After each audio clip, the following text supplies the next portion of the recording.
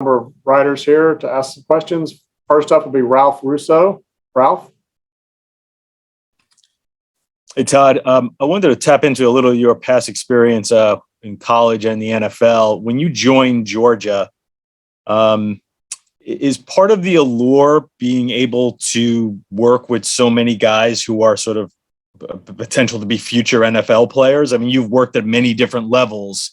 I'm wondering if being drawn back to Georgia, part of that was, hey, this is where all the best and future NFL players go.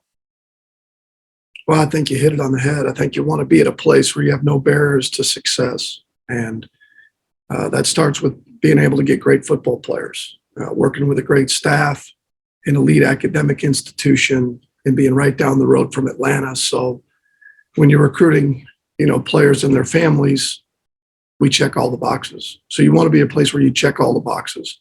And that was University of Georgia. Next will be Steve Croner. Steve?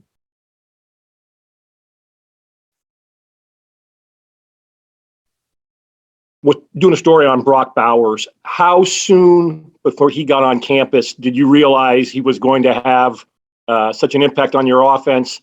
And how have you made him a better tight end?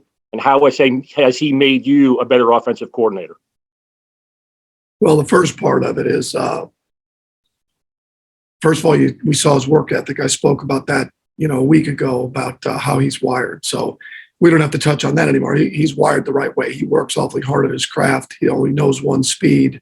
So right away, we know he'd be able to contribute. Did we know it'd be to this extent? Of course not.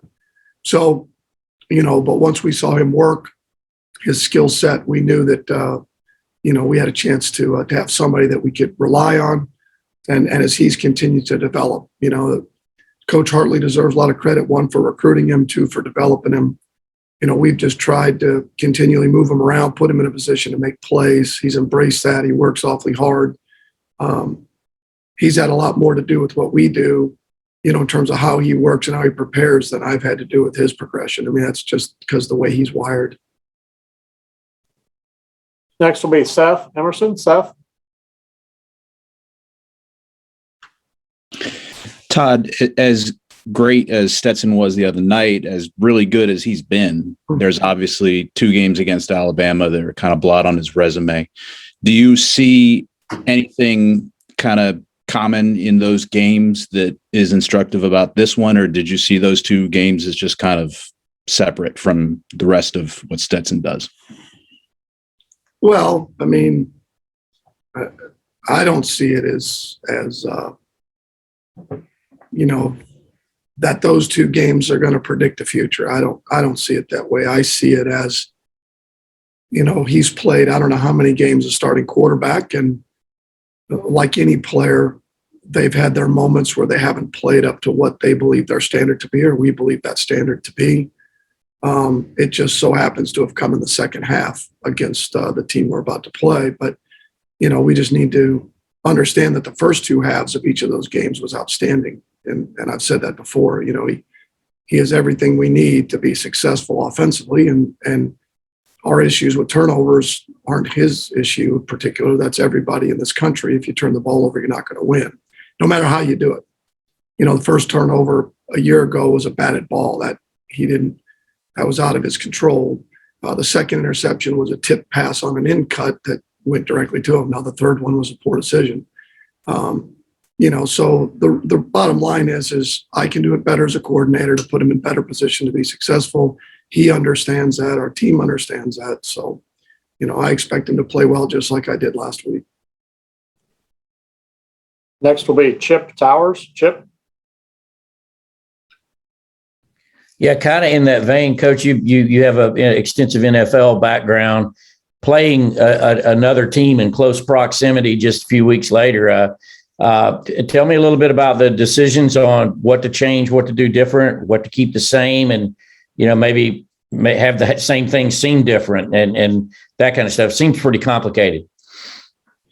Well, you're right. It is a little bit different. You do get that in the NFL with your division teams where you play them twice, and sometimes you can play them relatively close together like this is. And and we played them last year. So we've got enough film on what they want to do, and they're not going to change. They're successful for a reason for what they do, and so are we. I mean, if you're constantly changing what you do and your identity, I don't think you're going to be very good at anything. So obviously, we take from the things that we did well and build on that, and the things we didn't do as well. And obviously, there's calls that we had that in both games, or other opportunities that we didn't get called. So we're looking forward to the opportunity and the shot at it, and they're going to get our best. I can promise you that. Next week, Anthony Dasher. Anthony?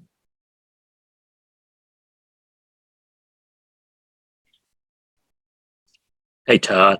How do you best quantify, the improvements when you're talking about Stetson that he's made from last year to right now to become starting quarterback?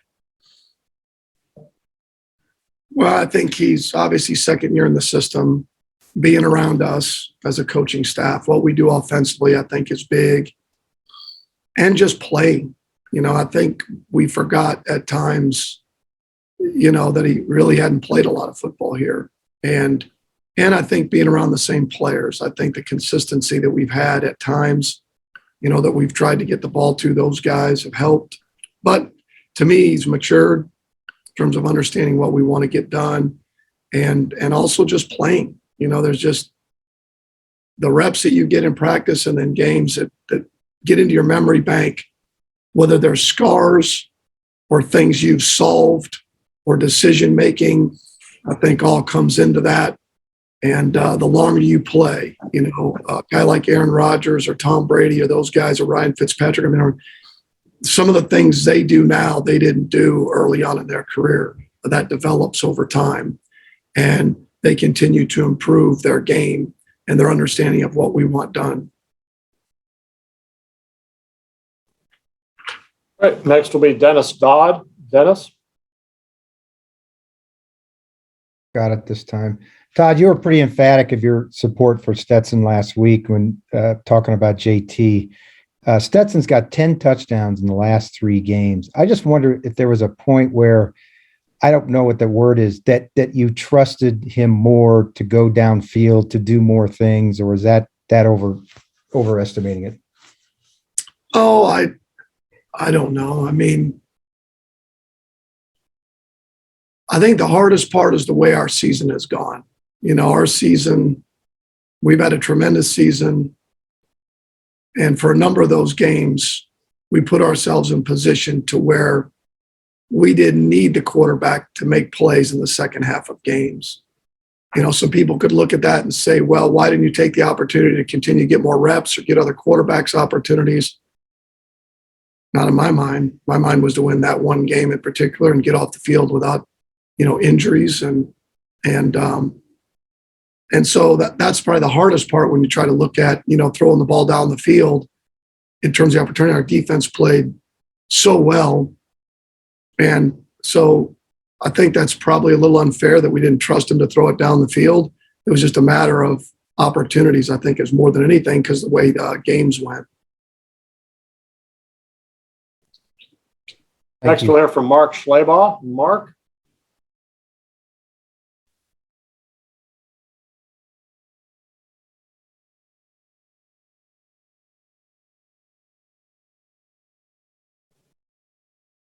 Mark, you with us? You talked about Georgia checking all the boxes in terms of resources and recruiting area and facilities and everything else. Were you aware that they hadn't won a title since 1980 when you got there? How much have you heard about it, and what would it mean to end that?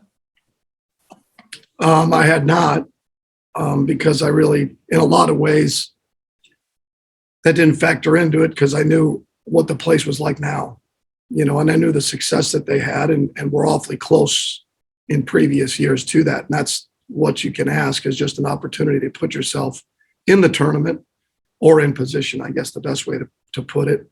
So I just knew that the opportunity to get really good players, and lead academic institution, Atlanta being right down the road, unbelievable support. And I think that's where you want to be. Next will be Matt Baker. Matt? Hey, Todd, I'm with the Tampa Bay Times. So I wanted to ask you about your time with the Buccaneers. I'm sure you've learned something every stop you've been at. What about your time with the Bucs has kind of helped you become a better coach at this level? Well, first of all, I loved my time at Tampa, the 3 years I was there, working for a close friend and mentor, Dirk Cutter, who gave me an opportunity to come back to the NFL as an offensive coordinator. We still have a place down there, but the organization was first class. The Glazers treated me with unbelievable respect. The front office, was tremendous. What I remember is, unfortunately, we just didn't get it done. We didn't win enough games, but really enjoyed the players. We had a great nucleus of players.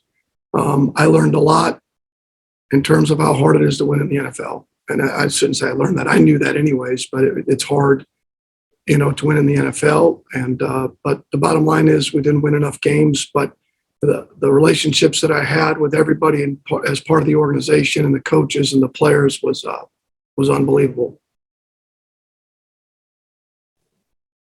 Next will be Mark Weiser. Mark?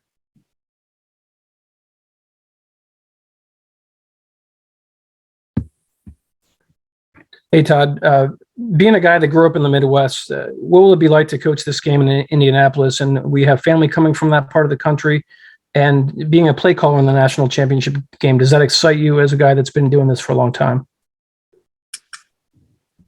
Well, I don't miss the cold, so that part of it doesn't overly excite me. Thank God the game's indoors, so that doesn't factor into that.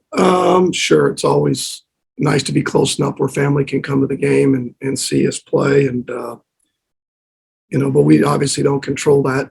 But I'm excited for the game. I'm excited for our players. This is about our players and the opportunity that they have in front of them that they've earned. I mean, they've earned this by the hard work they put in starting at the end of last year. This is a year-long process that our guys have been through to get to this point and to have this opportunity. And it's everything that we do it for. Everybody has this initial goal going into it. And our guys have worked incredibly hard to get to this point and have trusted in the message that we've sent. And they've carried that out for the most part throughout the year. So I'm excited to see them play this doesn't come around very often, this opportunity to win a championship. So I think our guys are excited. We've started off the week the right way, and we'll see. Next will be Mike Rodak. Mike? Just on Brock Bowers, how do you approach, Alabama playing the second time now and trying to stay a step ahead of them, presumably with them trying to stop him after the impact he had in the first game? Oh, I don't know. I mean, we'd be guessing. We'd be guessing at certain things they would do to stop a particular player. We've got film from the last few years of them playing some really, really good players. You go back to, playing LSU a couple of years ago with the receivers they had in Joe Burrow, and they did a couple of things to try and change that up a little bit. But the reality is they're good because they do what they do. Sure, do they understand an opponent's really, really good players and what you want to do schematically? Of course. But they knew that going into last game. Obviously, he had a number of catches, but they knew that going into last game. So we don't anticipate a heck of a lot different, just maybe in terms of, where he's located or, different calls based on formation sets and what we do to get him the ball. But outside of that, to think that they're going to line up two guys over him and double team him it would be a stretch. Next will be Mike Griffith. Mike? Hey, Coach. Obviously, we see you operating at the 10,000-foot view from the press box, but on the sidelines, we see JT engaging Stetson, and we hear Kirby talking about the quarterback room. I think you've mentioned it. How important is that, and as far as the in-game adjustments for those quarterbacks to communicate? Well, I think any communication can be a positive or a negative, depending on how it's presented and what you're telling a player. It can be a positive or negative for me. It can be a positive or negative from any interaction you give the quarterback, from a confidence standpoint, from an awareness standpoint, from what you're expecting to see or what you've seen. So all of that's a plus. I think JT's going to do a great job in a very tough situation of embracing that part of it and doing everything he can to help Stetson and us in game prep and being ready should the opportunity arise. And Stetson has done the same even when he wasn't playing. So I do think that, those guys staying involved in the game and the information that we give them is critically important throughout a game. All right, our next question is from Zach Klein. Zach?